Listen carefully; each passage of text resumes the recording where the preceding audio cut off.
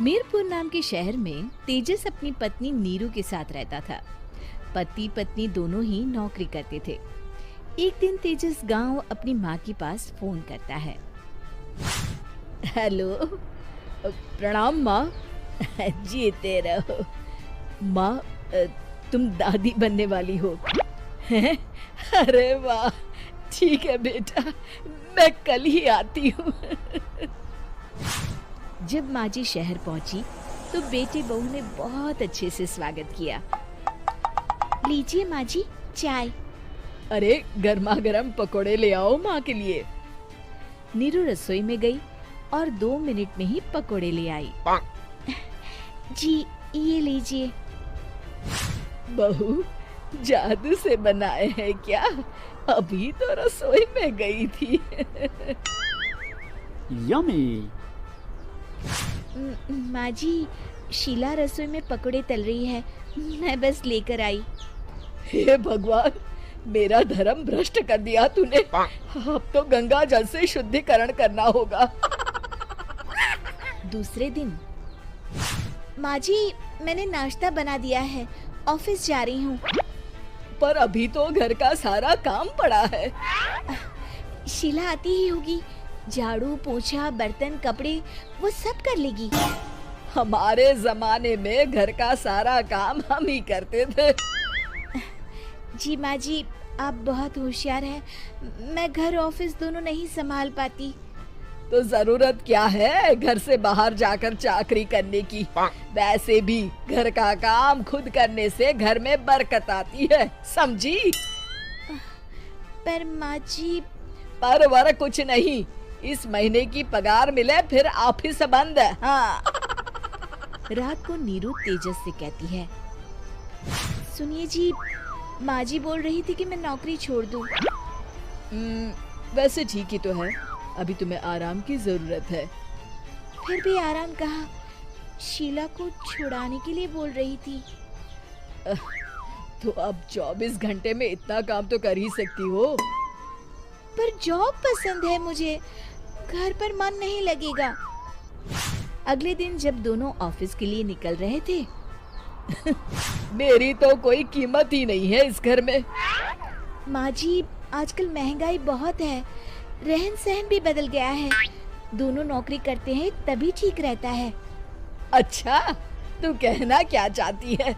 मेरा बेटा तुझे बिठा के खिला नहीं सकता? तू ही इस घर का खर्च चला रही है, हैं? नहीं माँ जी, मेरा वो मतलब नहीं था। मतलब खूब समझती हूँ, ये बाल धूप में सफेद नहीं किए मैंने। हाँ। अब तो ये रोज का काम हो गया था। तेजस भी रोज की झिकझिक से परेशान हो गया था। एक दिन उसने कहा, नीरू, वैसे भी तुम्हें मैटरनिटी लीव मिलने वाली है, तो अभी से ही छुट्टी ले लो।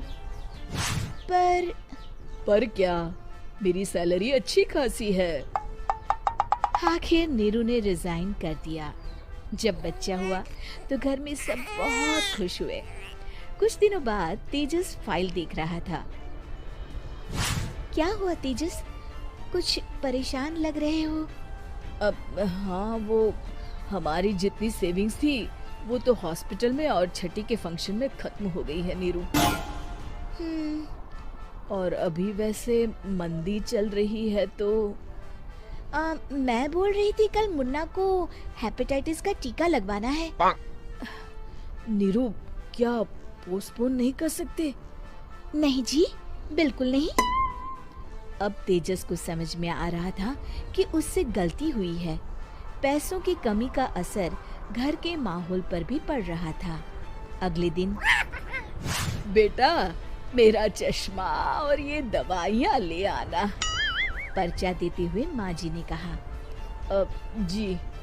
तेजस, मुन्ना के लिए दूध का डिब्बा और डायपर भी ले आना, और ये किराने के सामान की लिस्ट है, इसे भी लाना है। तेजस गुस्से में लिस्ट मरोड़कर फेंकता है और चिल्लाता है, पैसे क्या पेड़ पर उगते हैं? ये ले आना, वो ले आना। अरे पर ये जरूरत का सामान ही है। वो गुस्से में बिना कुछ कहे ऑफिस चला गया। अरे अरे लंच तो ले जाइए। नीरू दौड़कर डिब्बा पकड़ाती है एक दिन खाना खाने के बाद, नीरू, अब तो मुन्ना कुछ बड़ा हो गया, तो अब तुम वापस ज्वाइन कर लो ना जॉब। पर इस रिसेशन में जॉब मिलना बहुत मुश्किल है। ट्राई तो करो। फिर मुन्ना, माँ जी है ना, और एक फुल टाइम मेड भी लगा लेंगे। पर माँ जी, उन्हें तो पसंद नहीं। तभी माँ जी वहाँ आ जाती है और प्यार से नीरू के सर पर हाथ फेरते हुए बोलती है, अब मेरी समझ में आ गया बहू, पहले के और अब के समय में अंतर है।